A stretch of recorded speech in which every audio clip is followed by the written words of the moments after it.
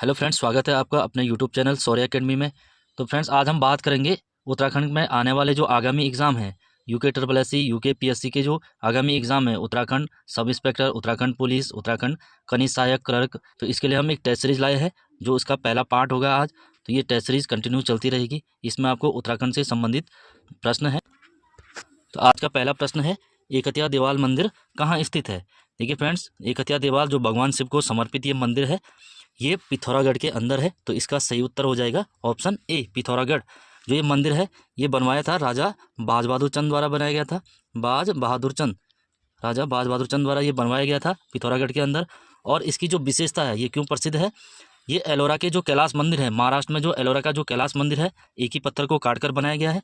ठीक उसी प्रकार ये भी एक ही पत्थर को काटकर बनाया गया है। तो उत्तराखंड में एलोरा के समान कौन सा मंदिर है, तो एकतिया देवाल, एलोरा के समान एकतिया देवाल जो पिथौरागढ़ के अंदर है। अगर हम बात करें चंपावत की, तो चंपावत में एकहतिया नौला, एकहतिया नौला, एकहतिया नौला कहाँ है, चंपावत के अंदर है। देखिए फ्रेंड्स, ये एकहतिया नौला क्यों फेमस है, कहा जाता है जब एकहतिया देवाल का जो मंदिर था वो बनाया गया था जगन्नाथ मिस्त्री द्वारा, तो उसका एक हाथ कटवाया गया था। तो उसने चंपावत के अंदर चंद राजवंशों के, चंद राजाओं का घमंड तोड़ने के लिए एक हाथ से क्या किया, एक नौले का निर्माण किया। नौला क्या होता है, कुआं टाइप का, जो पानी संग्रह के लिए होता है, कुआं बावड़ी कुछ भी बोल सकते हैं। तो उसके लिए तो इसने क्या किया, एक हाथ से उसको बनाया है उनका घमंड तोड़ने के लिए। तो नाम पड़ा एकहतिया नौला। तो वो चंपावत में है, एकहतिया देवाल पिथौरागढ़ में है। नेक्स्ट क्वेश्चन है, कुमाऊं के प्रथम शिक्षा इंस्पेक्टर कौन थे। देखिए फ्रेंड, जो कुमाऊं में पहले शिक्षा इंस्पेक्टर थे 1871 में बनाए गए थे, कौन, बुद्धि बल्लभ पंत। जो कुमाऊं के पहले शिक्षा इंस्पेक्टर थे बुद्धि बल्लभ पंत थे। और कब बनाए गए, 1871, 1871 में। अगला प्रश्न है, दीवान सिंह भाकुनी का संबंध किस क्षेत्र से है। देखिए फ्रेंड, जो दीवान सिंह भाकुनी है उनका संबंध है औषधि वैज्ञानिक। तो औषधि वैज्ञानिक है दीवान सिंह भाकुनी। अगर हम बात करें ग्लेशियर वैज्ञानिक, तो ग्लेशियर वैज्ञानिक उत्तराखंड में कौन है, डीपी डोभाल, डीपी डोभाल। तो डीपी डोभाल क्या है, ग्लेशियर वैज्ञानिक है। अगर हम बात करें निर्वैज्ञानिक, निर्वैज्ञानिक होता क्या है, जो मानव वैज्ञानिक होता है, मनुष्य का जो वैज्ञानिक होता है, मनुष्य पर शोध करता है, तो वो कौन है, श्याम सिंह शशि, डॉक्टर श्याम सिंह शशि। इनकी रचना है ना गद्दीज ऑफ हिमालय। अगर कीट वैज्ञानिक की बात करें, तो कीट वैज्ञानिक बोलते हैं एटकिंसन, एटकिंसन, एटकिंसन को बोलते हैं कीट वैज्ञानिक। अगला प्रश्न है, निम्नलिखित में से प्रथम व्यक्ति जिसने साहित्य अकेडमी पुरस्कार प्राप्त किया। देखिए फ्रेंड, जो साहित्य अकेडमी की हम बात करें, तो साहित्य अकेडमी की शुरुआत हुई थी 1955 में, और इसकी स्थापना हुई थी 1954 में, और पहली बार दिया गया 1955 में। और पहली बार ये दिया गया था हिंदी के लिए हिम तरंगिणी, हिम तरंगिणी एक रचना है हिंदी की, हिम तरंगिणी, माखनलाल चतुर्वेदी की रचना है हिम तरंगिणी, इनको दिया गया था पहला साहित्य अकेडमी। अगर उत्तराखंड में बात करें, तो सुमित्रा नंदन पंत को दिया गया था, सुमित्रा नंदन पंत, ऑप्शन बी सही उत्तर हो जाएगा। और इनकी जो रचना थी कला एवं बूढ़ा चांद, कला और बूढ़ा चांद, कला और बूढ़ा चांद, इसके लिए इन्हें साहित्य अकेडमी दिया गया कब, 1960 में, 1960 में दिया गया। अगर बात करें रस्किन बॉन्ड, इनको दिया गया 1992 में, 1992 में, और इसकी रचना थी our trees still grow in Dehra, our trees still grow in Dehra, grow in Dehra, इनकी रचना थी our trees still grow in Dehra, इसके लिए दिया गया इन्हें। अगर बात करें लीलाधर जगुड़ी, तो इनको दिया गया 1997 में, 1997, 1997 में दिया गया। इनकी रचना अनुभव के आकाश में चांद, इनकी जो रचना थी अनुभव के आकाश में चांद, तो उसके लिए दिया गया लीलाधर जगुड़ी को। और मंगलेश डबराल को दिया गया सन 2000 में, सन 2000 में हम जो देखते हैं, हम जो देखते हैं, इनकी रचना है हम जो देखते हैं, 2000 में दिया गया। नेक्स्ट है, प्रसिद्ध टोकरिया मेला कहाँ आयोजित होता है। तो टोकरिया मेला जो आयोजित होता है वो पिथौरागढ़ में होता है, बी उत्तर। तो इसका सही आंसर हो जाएगा पिथौरागढ़। पिथौरागढ़ के और मेलों की बात करें, तो जौलजीबी मेला लगता है, काली और गोली नदी के संगम पर कौन सा मेला लगता है, काली और गोरी के संगम पर जौलजीबी मेला लगता है। अगर हम बात करें उधम सिंह नगर, उधम सिंह नगर में कौन सा मेला लगता है, अटरिया मेला लगता है, अटरिया, अटरिया मेला रुद्रपुर में लगता है। काशीपुर में लगता है चैती मेला, चैती मेला ये काशीपुर के बालासुंदरी मंदिर में लगता है। अगर बात करें चंपावत, चंपावत में लगता है बगवाल मेला, लड़ीधुरा मेला और मानेश्वर मेला, पूर्णागिरि मेला, ये सारे लगते हैं चंपावत के अंदर। और चमोली में भी बहुत सारे मेले हैं, गुराऊं मेला है, कड़ाई उत्सव है ना, ये सारे चमोली के अंदर है। अगला प्रश्न है, उत्तराखंड में दशकीय साक्षरता दर में कितनी वृद्धि हुई? जो दशकीय साक्षरता दर है उसमें कितनी वृद्धि हुई है? तो फ्रेंड्स, जो उत्तराखंड की साक्षरता अभी कितनी है? 78.82 है, 78.82 है। और जो 2001 में थी वो थी 71.60। तो ये 2001 में थी, 2001 में, और ये थी 2011 के अकॉर्डिंग, यानी कि 2024 में भी यही है, 11 के अकॉर्डिंग गिनेंगे तो कितने की वृद्धि हुई है, तो इसमें से ये माइनस कर देंगे, तो इसका सही उत्तर हो जाएगा ऑप्शन सी, 7.22 साक्षरता दर में वृद्धि हुई है। अगर हम जनसंख्या वृद्धि दर की बात करें तो उत्तराखंड में जनसंख्या वृद्धि दर है 18.81 जनसंख्या वृद्धि दर, जनसंख्या।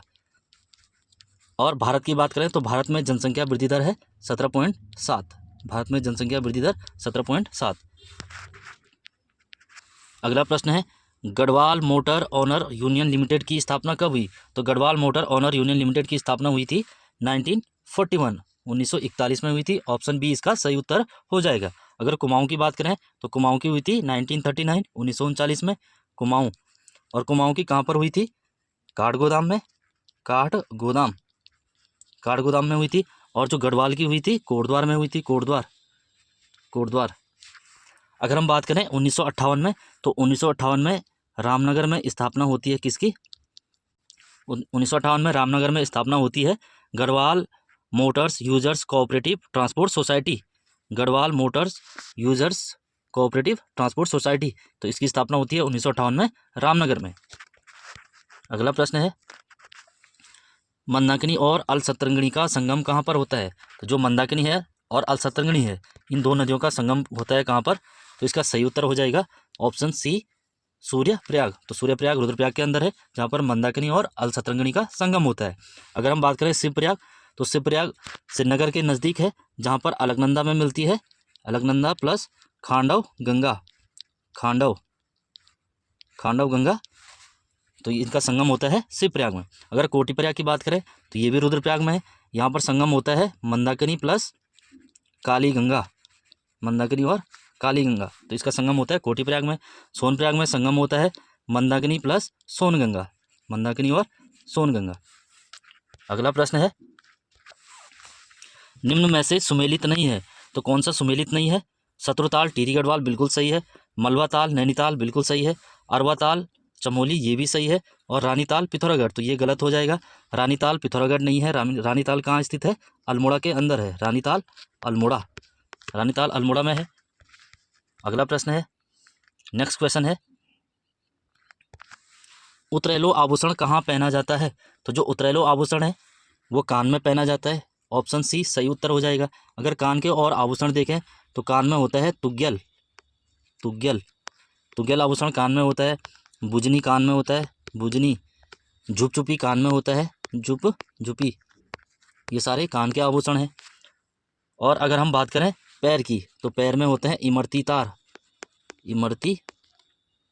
इमरती तार, जिसको हम बोलते हैं सुदमन, तो सुदमन आभूषण पैर में पहना जाता है। पोंटा भी पैर में पहना जाता है।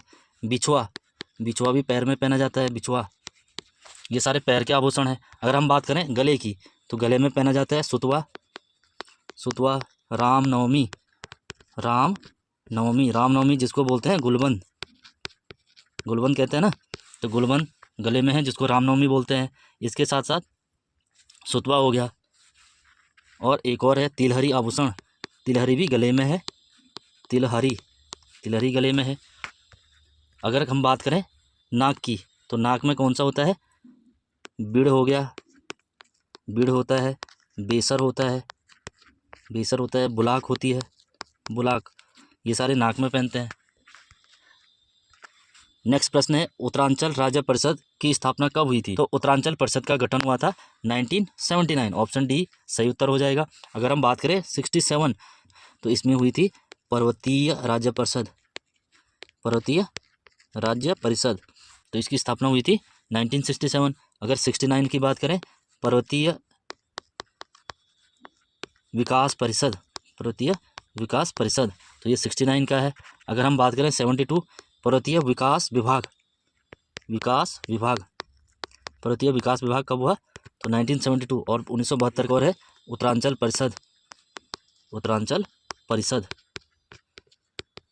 परिषद की स्थापना कब हुई? तो 1972। नेक्स्ट क्वेश्चन है भारतीय वन अनुसंधान को विश्वविद्यालय का दर्जा कब दिया गया?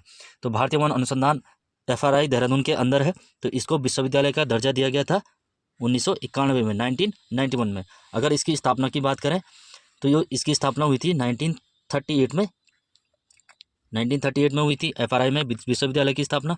और इसका जो नाम पड़ा इंदिरा गांधी राष्ट्रीय वन अनुसंधान एकेडमी, तो उसका नाम पड़ा 1983 में, इंदिरा गांधी के नाम से जाना जाने लगा 1983 में। और 1991 में इसको विश्वविद्यालय का दर्जा दिया गया।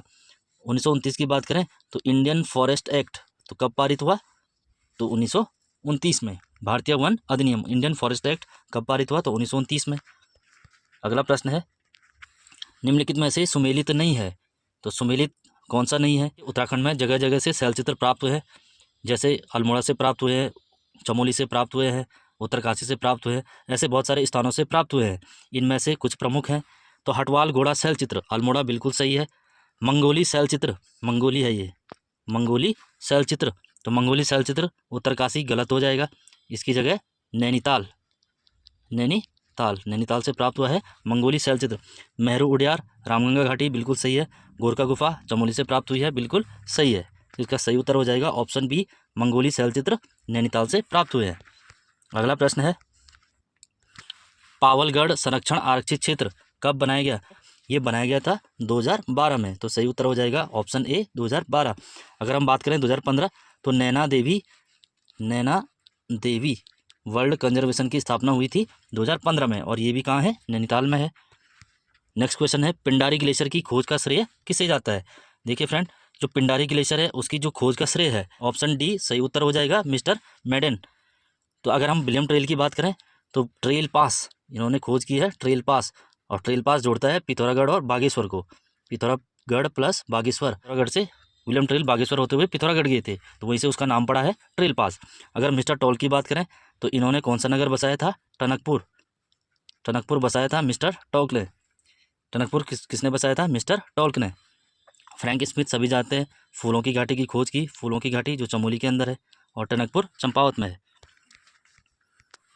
नेक्स्ट क्वेश्चन है नील पोखर का किला किसने बनाया था? जो नीला पोखर किला है पहली बात तो वो अल्मोड़ा के अंदर है, तो जो ये बनाया था राजा रुद्रचंद, चंद्रवंश के जो राजा थे रुद्रचंद द्वारा बनाया गया था नील पोखर का किला।